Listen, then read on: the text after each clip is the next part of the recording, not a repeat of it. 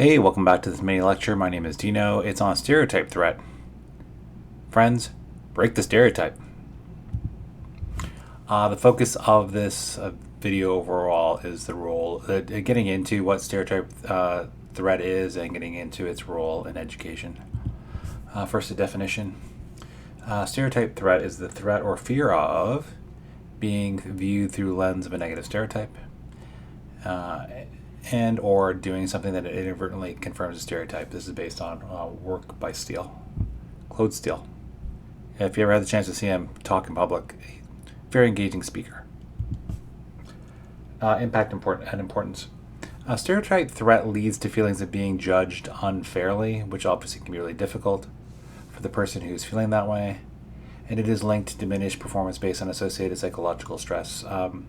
Steele did a number of studies with that where when people's stereotype threat was heightened, they performed poorly. I think the main one was based in mathematics education.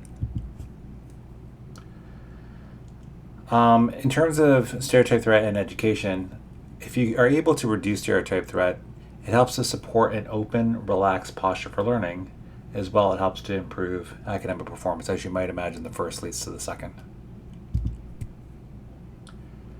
Stereotype threat conversations, although they can be useful, can be dangerous at the same time, depending on how they're dealt with. Stereotypes can hyper-define and over-determine differences between traditional and non-traditional or new students. And the way I maybe distinguish those two are traditional students would be those who had parents who attended college, and new students were probably not.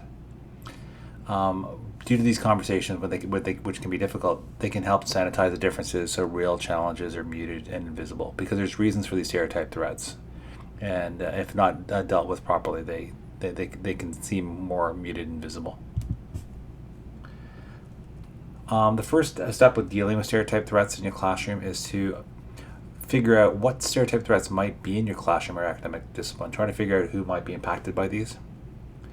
And you can diffuse these threats with environmental cues. For example, you could say to students starting off in a new assignment, hey, this is a difficult assignment. Most students struggle the first time through. So that if and when they struggle, they know that other people have struggled as well, and that also they succeeded. Also, you want to encourage a malleable view of intelligence. And this kind of goes back to fixed versus growth mindset. For example, you might want to say, academic reading is challenging, but the more you do it, the easier it gets. When I was in first in grad school, and go into some kind of highly engaging or potentially quite boring yarn about your graduate school experience and academic reading. Again, dealing with stereotype threats in classrooms.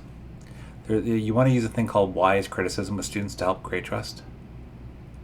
You might want to say to them that these students, are capable of success and achievement.